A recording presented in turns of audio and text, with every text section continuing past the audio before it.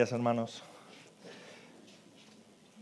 No sé cuántos de vosotros conocéis a Javier Santaolalla. Él es un youtuber, un divulgador científico, él es físico, también es ingeniero.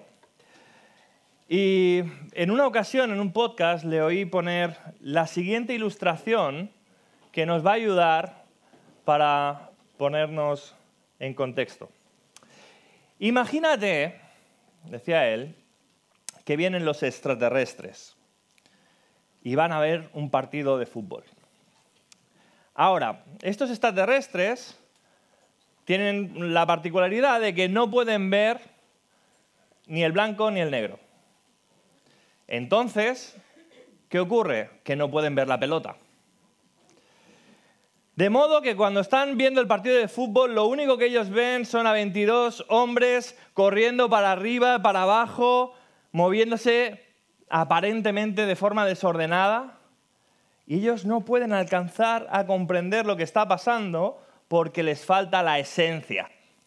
Ellos no conocen, ellos no pueden ver la pelota. Entonces, ellos lo que hacen es empiezan a tomar un montón de datos, ¿sí? Del movimiento de los jugadores, de la velocidad. Empiezan a fijarse en cuando el público se levanta y dice ¡uy! Y no entienden qué pasa. Hasta que uno de ellos dice, espera un segundo. Imaginemos que aquí hay una pelota que no podemos ver. Y de repente, todos los conjuntos de datos, todas las observaciones que ellos habían hecho, empiezan a cobrar un sentido coherente. El modelo funciona. Ahí debe de haber una pelota. Esta es una de las formas en cómo la ciencia funciona y avanza hoy en día. Los científicos miran conjuntos de datos que no pueden comprender y buscan una explicación que le dé sentido a todo. Hacen una conjetura y después tratan de comprobar esa conjetura. Pero esto no es nuevo, mis hermanos. Ya en tiempos de Platón, Platón abogaba porque tenemos, en palabras de Platón, que salvar los fenómenos. ¿Qué significa salvar los fenómenos? Voy a citar a R.C. Sproul resumiendo el pensamiento de Platón. Dice así: lo que le interesaba a Platón cuando hablaba de tratar de salvar los fenómenos era esto. Dijo que como científico, como filósofo, él estaba interesado en idear un sistema filosófico o un sistema teórico que pudiera explicar de manera coherente, de manera racional, todos los detalles de la vida como la experimentamos. Esta, dijo él, es la tarea del científico, salvar los fenómenos, es decir, dar sentido al mundo que nos rodea. Para Platón, los fenómenos se refería a las cosas que observamos, a las cosas que podemos ver, pero las cosas que observamos en la vida cotidiana parecen, no todas ellas, tener explicación, tener coherencia. Entonces, para Platón, había que salvar los fenómenos, había que idear un sistema filosófico, un sistema de pensamiento que lo englobara todo, que le diera coherencia y sentido a todo. En tiempos del apóstol Juan, llevaban 500 años los filósofos desarrollando la siguiente idea. 500 años es como de nosotros a la Reforma Protestante, para que nos hagamos una idea del tiempo que supone 500 años de desarrollar un sistema lógico. Y los filósofos habían hablado del logos. Los antiguos griegos tenían en muy alta estima el logos, la palabra, la retórica, la lógica. Entonces, para ellos tenía que haber una razón, un logos, un razonamiento que lo englobara todo y que le diera sentido a todo. Por así decir, ellos necesitaban encontrar la pelota que los extraterrestres no podían observar. Eso es el logos.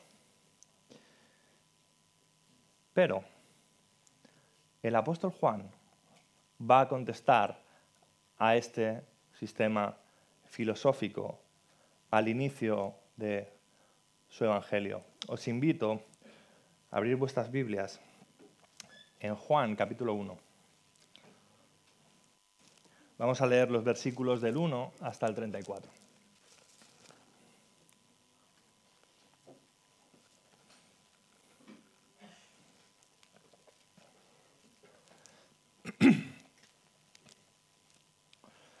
Dice así la palabra del Señor.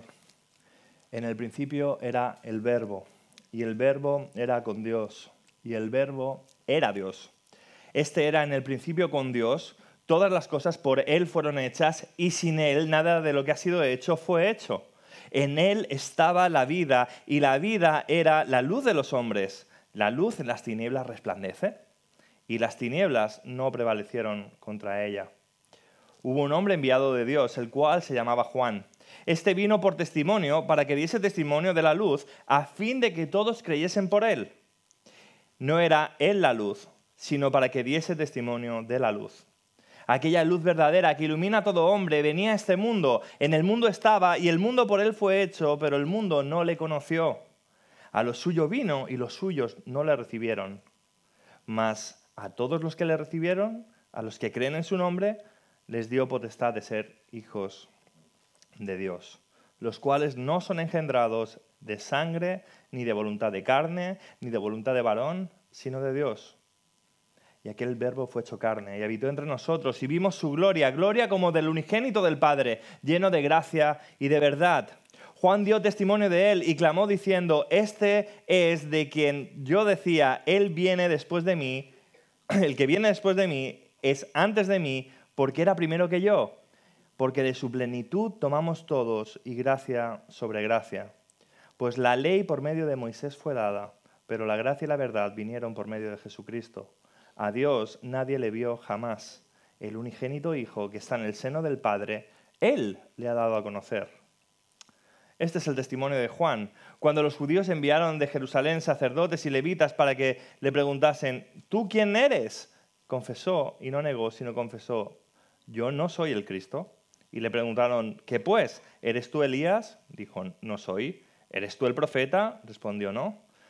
Dijeron: pues ¿quién eres? Para que demos respuesta a los que nos enviaron. ¿Qué dices de ti mismo? Dijo: yo soy la voz de uno que clama en el desierto, enderezad el camino del Señor, como dijo el profeta Isaías. Y los que habían sido enviados eran de los fariseos, y le preguntaron y dijeron: ¿por qué pues bautizas si tú no eres el Cristo, ni Elías, ni el profeta? Juan le respondió diciendo: yo bautizo con agua, mas en medio de vosotros está uno a quien vosotros no conocéis.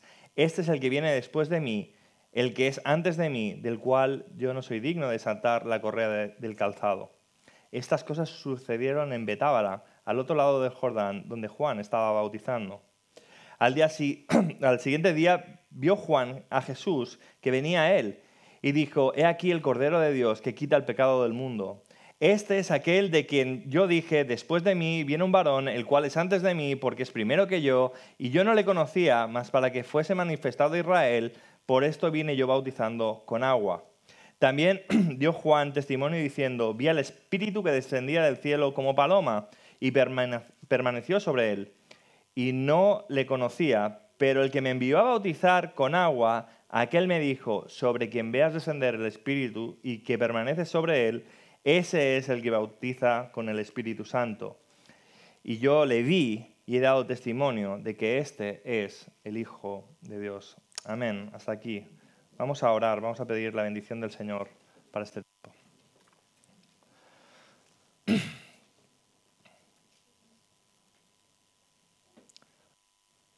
Señor y Padre, una vez más venimos ante tu presencia a rogarte, a suplicarte que hables a nuestros corazones, Señor.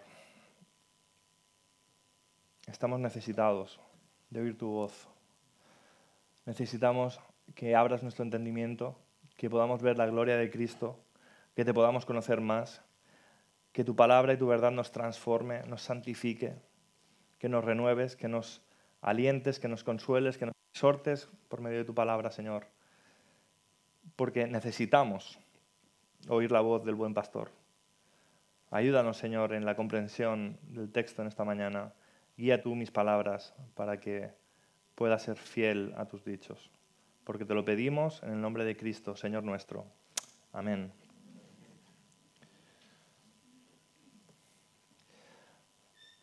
Bien, como os decía, vamos a empezar con la respuesta de Juan al pensamiento de su época. Versículo 1. En el principio era el Verbo, y el Verbo era con Dios, y el Verbo era Dios. En primera instancia, Juan le está dando la razón a los filósofos de su época. Le está diciendo, sí, efectivamente, existe el Logos. Hay algo, hay una razón, hay un motivo que le da coherencia y sentido a todo lo que observamos, a todo lo creado, a todo lo que es. El Verbo de Dios. El Verbo, el Logos, es eso que estáis buscando, que vosotros no conocéis, que vosotros solo suponéis que debe existir. Ese es el Logos, el que viene a presentarnos Juan en su Evangelio. Pero nos dice algo más acerca del Logos. Nos dice que ese Logos era en el principio, no empezó a ser en el principio, sino que desde el principio Él ya era, y era con Dios, y era Dios. Y este es uno de los versículos que encontramos en la Biblia que más han impactado, influenciado en nuestra comprensión de lo que es la Trinidad. Dios es en 3 personas, entonces distinguimos las personas de Dios en la persona de Dios el Padre, Dios el Hijo y Dios el Espíritu Santo, pero son un solo Dios. No hay 3 dioses, hay un solo Dios que es en 3 personas. Por eso aquí Juan nos presenta al Verbo que era con Dios, pero al mismo tiempo era Dios. Continúa diciendo, este era en el principio con Dios, todas las cosas por Él fueron hechas y sin Él nada de lo que ha sido hecho fue hecho. Así que este Logos, esta razón última que le da sentido a todas las cosas, no es solo algo que existe en el mundo de las ideas y que le da sentido a todo lo que es, sino que este Logos es el creador de todo cuanto existe. No hay nada que no haya sido creado por medio del Verbo. Todas las cosas creadas fueron creadas por medio de Él y sin Él nada ha sido creado. Así que no es solo que Él le dé sentido, sino que Él es el hacedor de todas las cosas. Continúa diciendo, versículo 4, en Él estaba la vida, o podríamos traducir, en Él existía la vida, y la vida era la luz de los hombres. La luz en las tinieblas resplandece y las tinieblas no prevalecieron contra ella. Juan está diciendo que en Jesús, en el Verbo de Dios, existía la vida. Mis hermanos, esto es uno de los atributos más claros acerca de la deidad de Jesús. Hay algunas sectas que utilizan este pasaje para venir a decir que Jesús no era exactamente un Dios, sino que como estaba con Dios era una especie de semidios, pero el atributo que aquí le está atribuyendo Juan al Verbo de Dios es uno de los atributos que definitivamente nos hablan de su deidad. Está hablando de la aseidad de Dios, la aseidad de Jesús. La aseidad quiere decir que la vida residía en Jesús. Jesús puede existir por su propio poder. Él tiene vida en sí mismo. Él es verdadero Dios porque es independiente. En un sentido, ya hemos dicho que Jesús es uno con Dios, es uno con el Padre, es uno con el Hijo, pero en otro sentido Jesús es independiente porque Jesús existe por sí mismo. Más adelante en el Evangelio de Juan, Juan va a decir que así como el Padre tiene vida en sí mismo, le ha sido dada al Hijo el tener vida en sí mismo. Eso quiere decir que Jesús vive independientemente de todo lo demás. Tú y yo somos dependientes absolutamente. Todos tenemos una madre y un padre, ¿verdad? De los cuales procedemos, pero somos dependientes de muchas más cosas. Si se fuera todo el aire de esta habitación, moriríamos todos, ¿verdad? Estamos respirando constantemente, somos dependientes, dependemos de otras cosas para vivir. Tenemos que comer asiduamente, tenemos que beber, si no nos morimos. Pero Jesús existe, la vida estaba en Jesús, existía en Jesús, y Jesús vive por su propio poder. Ahora, también nos dice Juan que la luz en las tinieblas resplandece y las tinieblas no prevalecieron contra ella. En palabras de Jesús, Jesús dijo: yo soy la luz del mundo, el que me sigue no andará en tinieblas, sino que tendrá la luz de la vida. ¿Qué es esto de la luz de la vida? En primer lugar, la luz, mis hermanos, nos ilumina. Qué profundo esto que acabas de decir, Samuel. Pero la luz nos ilumina. En el contexto en el que Juan está hablando, la iluminación también la podemos relacionar con el entendimiento, con el conocimiento de la verdad. No sabríamos quién es Dios si el Verbo no nos iluminara. Jesús es la luz que nos da vida. Pero además, en segundo lugar, la luz tiene el propósito de hacernos andar en luz. La luz de Jesús tiene el propósito de que tú y yo no andemos en tinieblas. Nos dice Juan que las tinieblas no prevalecieron contra la luz. Imagínate que se va la luz y se hacen las tinieblas en esta sala y de repente vuelven la luz. En el instante en el que vuelve la luz, ¿qué pasa con las tinieblas? Hay una especie de lucha donde las tinieblas se resisten a irse y no dejar entrar la luz. No, ¿verdad? En el momento donde hay luz, ahí no pueden haber tinieblas. Las tinieblas no prevalecen contra la luz, así como no prevalecieron las tinieblas contra el Hijo de Dios. Entonces ya estamos viendo a este Logos. Este Logos es alguien que está lejos, que es trascendente, que no podemos conocer, abarcar en nuestros propios medios. Es demasiado grande. Pero la buena noticia y lo que Juan quiere traer a nuestra atención y que nosotros comprendamos es que a este Logos sí se le puede conocer, porque vino a este mundo. Y antes de venir a este mundo y manifestar quién él era, hubo un hombre que vino dando testimonio de él. Versículo 6. Hubo un hombre enviado de Dios, el cual se llamaba Juan. Este vino por testimonio para que diese testimonio de la luz, a fin de que todos creyesen por él. No era él la luz, sino para que diese testimonio de la luz.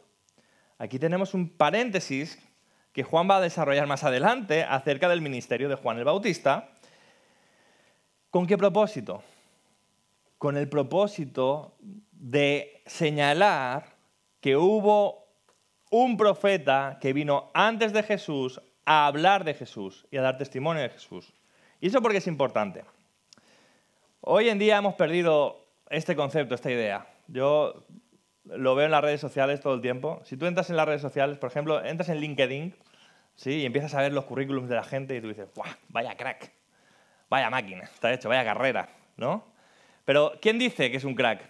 Él dice que es un crack, ¿no? Si tú ves a todos los influencers o la marca personal que está tan de moda, que no es más que autopromoción, ¿verdad? Dices, vaya máquina este tío, cómo vende. ¿no? ¿Quién dice que es un máquina? Él dice que es un máquina, ¿no es cierto? Pero no es muy confiable. Si tú hablas bien de ti mismo y no son otros los que hablan bien de ti, no es muy confiable. Entonces luego estos te dicen, no, entra en mi web, mira los testimonios que yo mismo he seleccionado que hablan bien de mí. No es muy confiable, ¿verdad? En el contexto judío estaba muy claro y tenía muy presente que el testimonio de una persona sola no era confiable. En un caso de juicio extremo por algún delito grave, por ejemplo un homicidio, no valía con el testimonio de solo una persona. Al menos 2 testigos tenían que dar fe de que eso había sucedido. ¿Por qué? Porque el testimonio de una persona solo no es confiable. Es por eso que Juan tuvo que venir a dar testimonio de la luz. Démonos cuenta que Juan, el autor, no se limita a predicar un montón de cosas acerca de Jesús. Hemos leído hasta el versículo 34, aunque no vamos a ir desgranando todo el pasaje hasta ahí, con un propósito, que nos demos cuenta que todo lo que está predicando acerca del Verbo, luego él va a ser un testigo que ha visto con sus ojos lo que Jesús hizo y nos lo va a narrar en la historia. Juan nos empieza a contar la historia de Jesús, empezando por el ministerio de Juan el Bautista, porque el punto de Juan no es que el Logos no lo puedas conocer, sino que al Logos se ha hecho cercano y al Logos lo podemos conocer por medio de conocer a la persona de Jesús, su vida y su obra.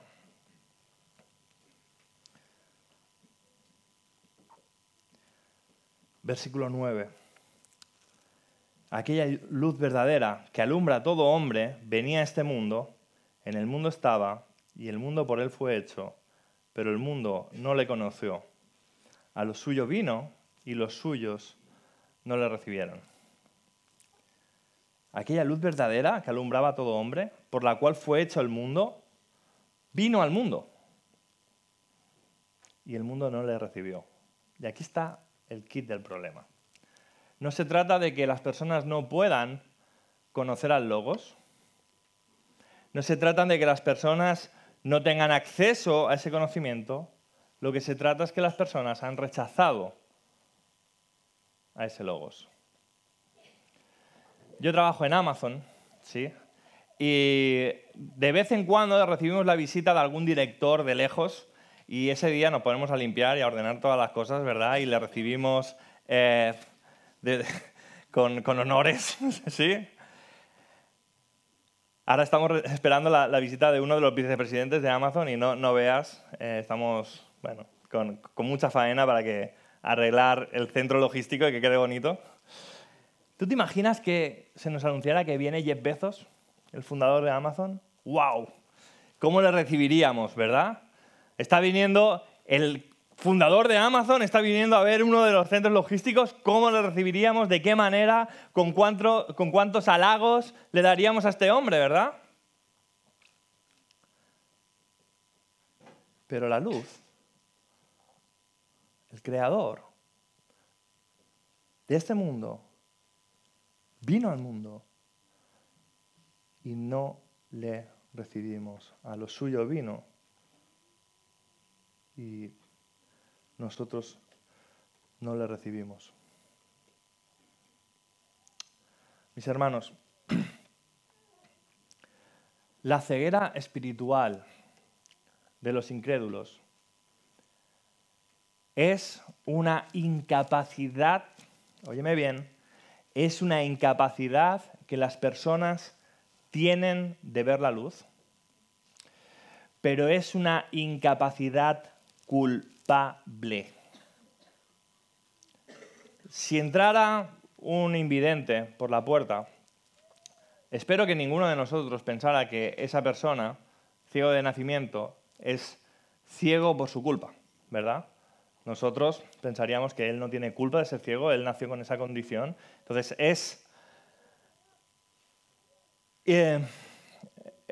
está incapacitado, tiene una incapacidad visual, pero esa incapacidad no es una incapacidad culpable, ¿verdad que no? Pero vamos a suponer que un día tú y yo nos vamos a la montaña con otro grupo de hermanos y planeamos hacer una excursión a la montaña. Y quedamos en el parking al pie de la montaña. Pero, oh sorpresa, a alguien le ha parecido una buena idea poner ahí un bar. Y yo, ¿sabes qué? Te digo, mira, mejor ir tirando vosotros, yo os espero aquí, haciendo el devocional y, y me quedo sentado mientras vosotros subís y bajáis y luego ya me lo contáis. Pero mira, como sé que no tenéis batería en el móvil y nada, toma mi linterna. Tomad mi linterna porque se va a hacer de noche y con ella podréis ver. Y decís, no nos hace falta, nos vamos sin linterna. Y subís arriba, se hace de noche, ni una luz alrededor, todo nublado, ni una estrella en el firmamento, y se hacen profundas tinieblas. Pregunta, ¿puedes ver? ¿Tienes capacidad para ver? No. Pero es una incapacidad responsable, porque rechazaste la luz. Y ese es el tipo de incapacidad que tienen las personas de este mundo. Ellos no pueden ver la luz, están en tinieblas, son incapaces de ver la luz, pero su problema es que han rechazado la luz, así que son responsables de esa incapacidad. El ser humano es tan incapaz de ver la luz como responsable de no ver la luz. Ambas cosas. En el mismo sentido.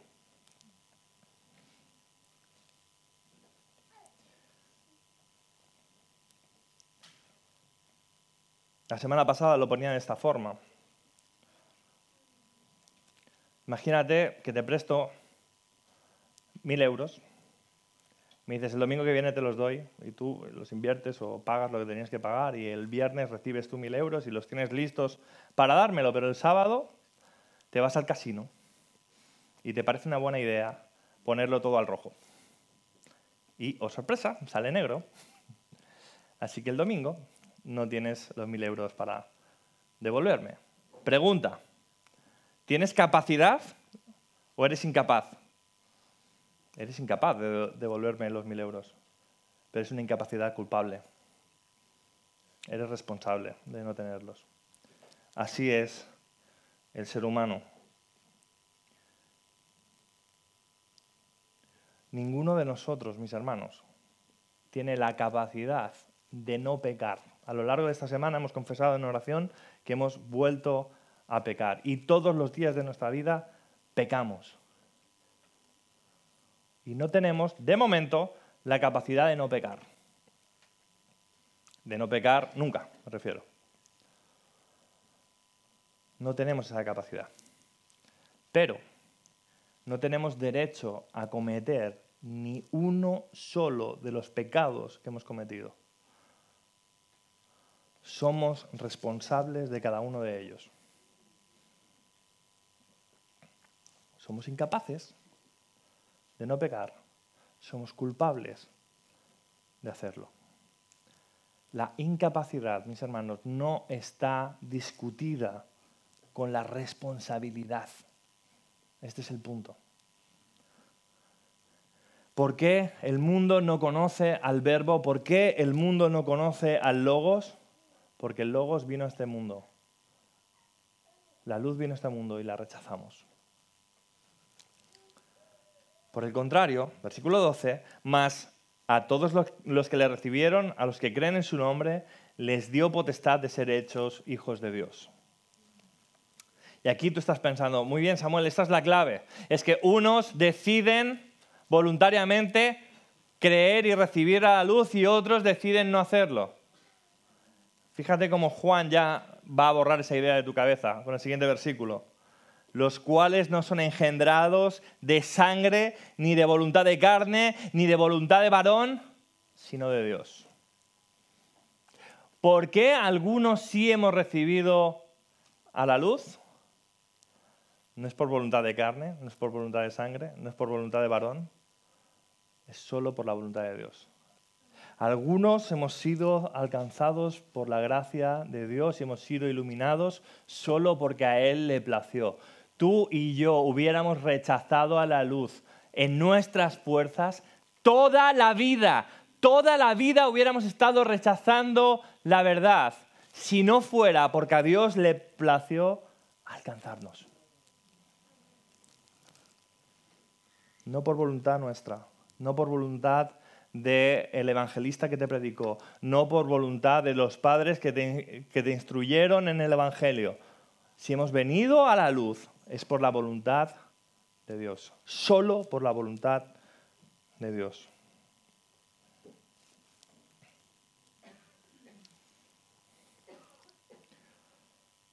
Versículo 14. Y aquel verbo fue hecho carne y habitó entre nosotros, y vimos su gloria como del unigénito del Padre, lleno de gracia y de verdad. Juan dio testimonio de él y clamó diciendo: este es de quien yo decía, el que viene después de mí es antes de mí, porque era primero que yo, porque de su plenitud tomamos todos, y gracia sobre gracia. Pues la ley por medio de Moisés fue dada, pero la gracia y la verdad vinieron por medio de Jesucristo. A Dios nadie le vio jamás. El unigénito Hijo que está en el seno del Padre, Él le ha dado a conocer. Tantas cosas en tan pocos versículos. Voy a intentar resumir algunas de las ideas principales. En primer lugar, Jesús habitó entre nosotros. O literalmente, Jesús hizo su tabernáculo entre nosotros. Cuando estudias el libro de Éxodo te vas a dar cuenta de que una gran sección del libro está dedicada a la construcción, a las instrucciones primero y a la construcción del tabernáculo. Y el gran punto de esta sección es que Dios quiere habitar en medio de su pueblo, en medio de este pueblo que ha sacado de Egipto y que no es digno de él, pero Dios tiene el deseo de tener comunión y habitar en medio de su pueblo. Y lo que ha hecho Jesús es hacer tabernáculo en nosotros. Jesús es el medio por el cual podemos tener comunión con Dios. Él es el verdadero tabernáculo. Él es el verdadero tabernáculo por el medio del cual tenemos comunión con el Padre. Si no fuera por Jesús, no tendríamos comunión con Dios. En segundo lugar, de la plenitud de Jesús tomamos todos. De la plenitud de Jesús tomamos todos. Dice el apóstol Pablo en Colosenses 2:9 que en Jesús habitaba corporalmente la plenitud de la deidad. Todo Dios habitaba corporalmente en la persona de Jesús. Y esto es un misterio para nosotros, y ya hemos dicho que Jesús, el Hijo, no es el Padre y no es el Espíritu Santo, pero son uno en sustancia, y la plenitud de Dios, Dios al completo, por así decirlo, habitaba corporalmente en Jesús. Y esto es un misterio para nosotros. Pero lo maravilloso de este versículo, mis hermanos, es que Juan nos dice que de su plenitud tomamos todos. ¿Sabes cuál es la bendición que Dios te quiere dar? La bendición que Dios tiene para tu vida. No es darte una casa más grande, ni un mejor trabajo, ni un mejor coche. No es bendecirte con muchos hijos, y todo eso puede que te lo dé. Pero la bendición de las bendiciones es que podamos gozar de Él. Que podamos tomar de su plenitud. Dios es tan bello, tan maravilloso, que Él ha querido compartir lo mejor que tiene, que es sí mismo, con sus criaturas, para que nosotros disfrutemos de lo bello y maravilloso que Dios es. De su plenitud tomamos todos, y gracia sobre gracia. Tercer lugar, la ley vino por Moisés, pero la gracia y la verdad vinieron por medio de Jesucristo. Así como por medio de Moisés, el pueblo de Israel recibió la ley de Dios y recibió el estándar de santidad que es necesario para poder tener comunión con Dios. Por medio de Jesús hemos recibido la gracia. En Jesús no tenemos la ley de Dios por cumplir. En Jesús tenemos la ley de Dios cumplida. Él cumplió la ley en nuestro lugar. Él cumplió la ley en nuestro favor. Además, en la ley lo que nos encontrábamos era un montón de rituales y de sacrificios que apuntaban al verdadero sacrificio que tenemos en Jesús. Por eso dice Juan que la gracia y la verdad vinieron por medio de Jesucristo. Por medio de Moisés vino la ley, también la ley levítica, donde teníamos que sacrificar animales una y otra vez para obtener el perdón de Dios, y eso solo era un símbolo, era una sombra, no era la verdad del verdadero sacrificio que tenemos en Jesús. Él murió por nuestros pecados para que tengamos paz con Dios. Esa es la verdad que encontramos en Jesús.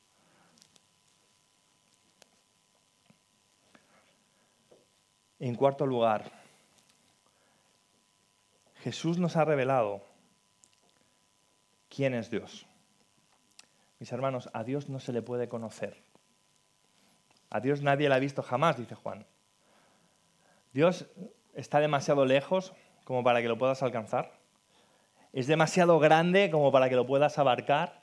Es demasiado sabio como para que lo puedas entender. Es demasiado santo como para que lo puedas contemplar. A Dios no se le puede conocer, pero el unigénito Hijo que está en el seno del Padre, Él le ha dado a conocer. ¿Sabes cuál es la única forma que tenemos para conocer a Dios? Conocer a Jesús. Conocer el Evangelio que Juan nos presenta, su vida y su obra. Es por medio de la historia que Juan escribe después de este pasaje, continúa la historia. Es por medio de la vida y obra de Jesucristo que podemos conocer al Padre, porque Él lo ha revelado. Dios está muy lejos. Está muy lejos. Pero se ha acercado a nosotros en medio de la persona de Jesús. Son unas cuantas aplicaciones. En primer lugar, como ya hemos dicho, al Logos se le puede conocer. Al Logos se le puede conocer. Él no está escondido, Él no es un concepto inalcanzable como suponían los griegos. Él se ha revelado en medio o por medio de la persona de Jesús. La religiosidad del ser humano nos lleva a tratar de alcanzar a Dios por medio de nuestro entendimiento, pero la realidad es que Dios se ha hecho hombre para que tú le puedas conocer. Él se ha acercado. En segundo lugar, porque Jesús se ha dado a conocer a Dios y se ha hecho hombre, a Jesús lo podemos imitar. Él no solo anduvo entre nosotros para que conociéramos a Dios como un concepto que nosotros debíamos saber. Él vino a revelar quién es Dios verdaderamente para que nosotros le podamos imitar. Él es el maestro, nosotros los discípulos. Él andó en luz y nosotros estamos llamados a andar en luz. En cualquier circunstancia de tu vida, te puedes hacer la pregunta, ¿qué haría Jesús? ¿Qué haría Jesús en esta situación? Ahora, óyeme bien, para contestar legítimamente a esta pregunta, tenemos que volver al punto 1. Tú tienes que conocer quién es Jesús. Tú tienes que conocer quién es el Jesús revelado por medio de las Escrituras. ¿Tú sabías que puedes tener un ídolo llamado Jesús de Nazaret? Tú puedes fabricar un ídolo en tu cabeza, un Dios que te has inventado, un Dios que es a tu medida, un Dios que piensa como tú piensas, que siente como tú sientes, que es como tú te lo imaginas, y llamarlo Jesús.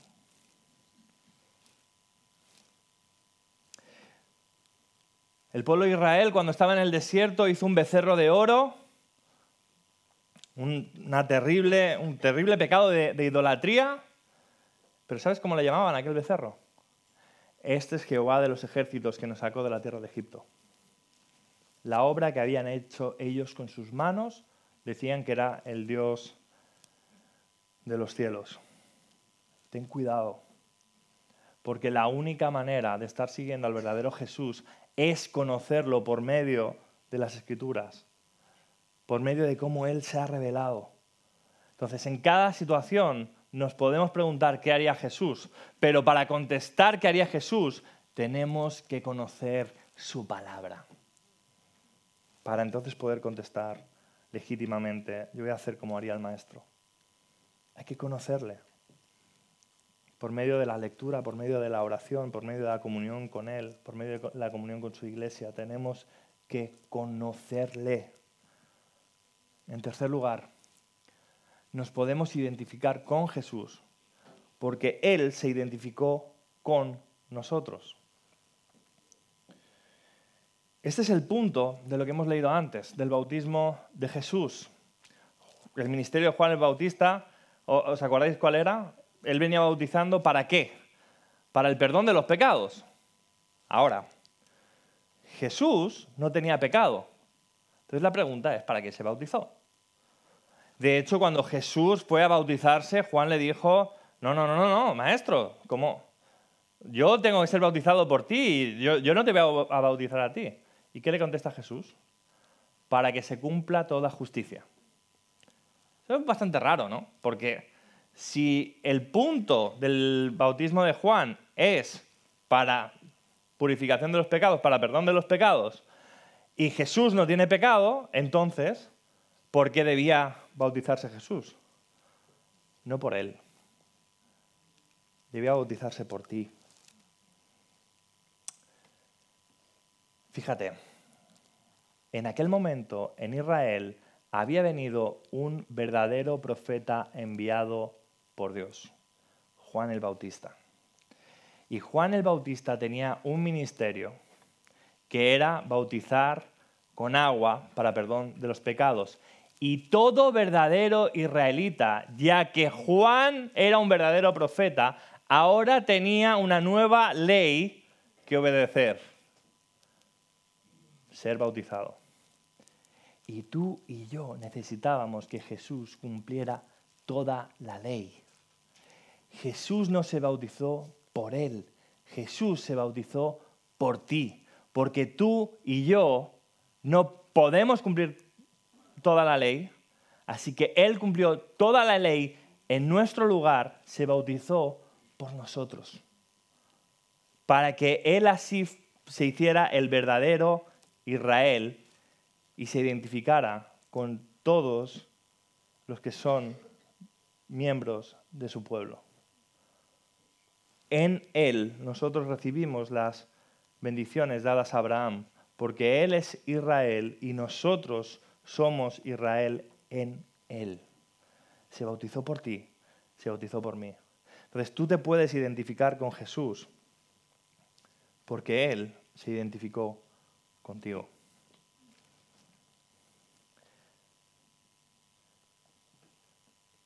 En cuarto lugar, mejor aún, podemos ser bautizados por Él. Él no vino a bautizarnos Él no vino a bautizarnos en agua, Él vino a bautizarnos con el Espíritu Santo. Él vino a limpiarnos de todos nuestros pecados, de una forma real y verdadera.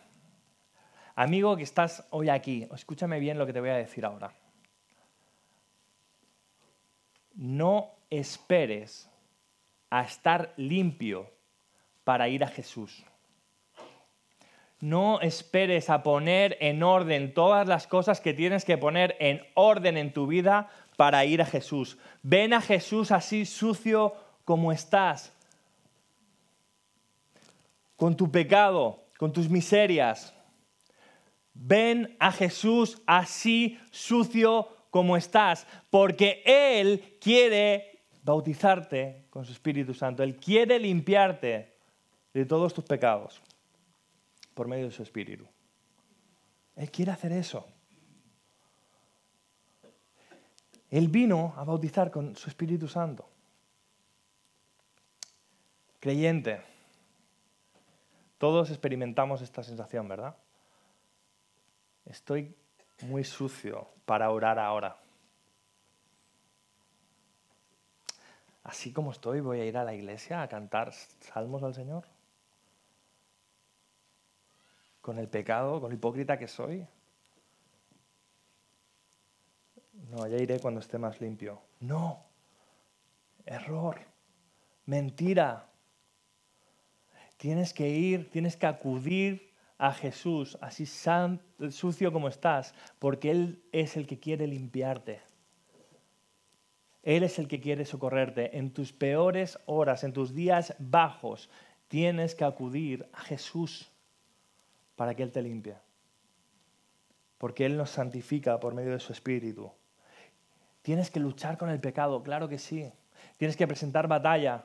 No tienes que conformarte a este siglo. Tienes que luchar y poner en orden aquellas cosas que tienes que poner en orden en tu vida, claro que sí. Tienes que batallar y presentar defensa contra los ataques del diablo y contra el pecado, claro que sí. Pero cuando estás sucio, no quieras limpiarte tú mismo. Porque nadie va a ser digno de entrar en la presencia del Señor por sus méritos. Ven a Cristo, sucio como estás, a que Él te vuelva a limpiar una y otra vez. Y esa es la vida cristiana, mis hermanos. Luchamos con el pecado, caemos en pecado, acudimos a Jesús para que Él nos limpie, para que Él nos equipe, nos fortalezca. Y volvemos a luchar contra el pecado y volvemos a caer y volvemos a acudir a Jesús. Esa es la vida cristiana, hasta que estemos en la gloria y llegará un día donde Él nos limpiará de todo pecado, enjugará toda lágrima de nuestros ojos y viviremos siempre con Él. Para concluir, hay una parte del versículo 14 que no he mencionado adrede, para mencionarla ahora. Volvemos a leer el versículo 14. Dice, y aquel verbo fue hecho carne y habitó entre nosotros y vimos su gloria, gloria como del unigénito del Padre, lleno de gracia y de verdad.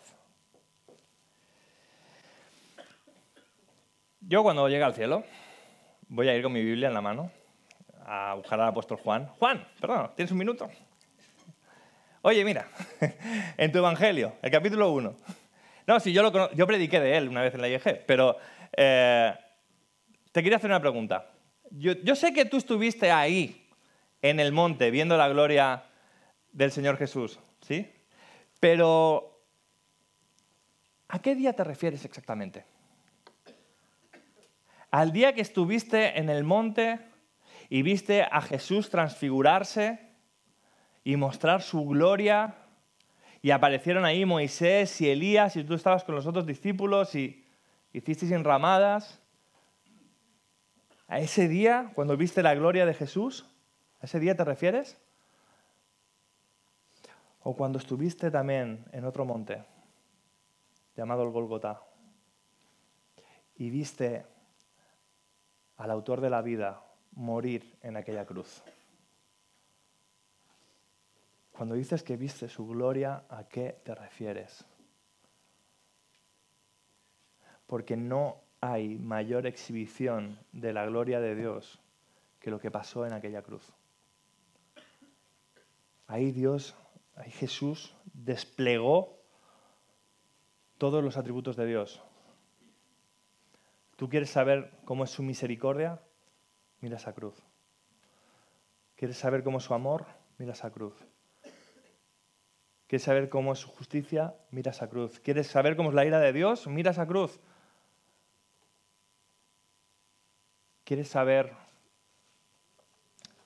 cuando te entren dudas en tu día a día? ¿Quieres saber si Jesús te ama? Mira esa cruz. ¿Quieres saber si a Dios le importa la humanidad? Mira esa cruz. Vivimos la vida cristiana muchas veces, mis hermanos, mirándonos el ombligo, pero la vida cristiana se trata de una y otra vez mirar lo que pasó en aquella cruz. Ahí el Logos, que había sido hecho carne, que habitó entre nosotros, exhibió el carácter de Dios. Todos los atributos de Dios se manifestaron, se desplegaron ante nuestros ojos en el monte del Calvario. Ahí conocimos hasta dónde llega el amor de Dios, su misericordia y su bondad. Mira esa cruz. Deja de vivir la vida cristiana mirándote el ombligo. Cuando evalúas, mírame bien, cuando tú evalúas tu relación con Dios en base a cómo estás viviendo tu cristianismo, tienes la aguja de la brújula desorientada. No, nosotros debemos crecer en santidad, por supuesto que sí. Nosotros debemos crecer en las disciplinas espirituales, en la lectura de la palabra, en la oración, en la devoción al Señor. Debemos crecer en todas estas cosas. Pero yo tengo que recordar que sin Jesús no tengo parte con Dios. El único motivo por el cual el Padre me acepta es lo que pasó en aquella cruz. Y aquella cruz, mis hermanos, le da sentido a toda la historia. ¿Por qué estamos aquí? ¿Por qué estamos vivos? ¿Por qué Dios creó el mundo? Porque Dios se había propuesto manifestar su gloria y lo hizo en la cruz de Jesucristo. Eso es lo que los filósofos griegos nunca alcanzaron a entender, pero que tú y yo podemos conocer conociendo la vida y obra de Jesucristo. Amén. Señor, te damos gracias porque te has revelado en medio de la persona de Jesús, por medio de la persona de Jesús. Gracias porque verdaderamente te hiciste verdadero hombre, siendo Dios. Y moriste por pecadores que te habíamos rechazado. Y que si tú no nos hubieras alcanzado con tu gracia, te hubiéramos seguido rechazando por toda la eternidad. Gracias por un amor tan grande. Gracias por exhibir la verdad del carácter de Dios de una forma tan maravillosa. Y queremos pasar toda nuestra vida aquí en la tierra y toda la eternidad agradeciéndote lo que pasó en aquella cruz. Ayúdanos a crecer en santidad, a honrar tu evangelio, a honrar tu palabra, a ser cada vez más santos, a batallar con el pecado. Ayúdanos porque te necesitamos. En tu nombre oramos. Amén.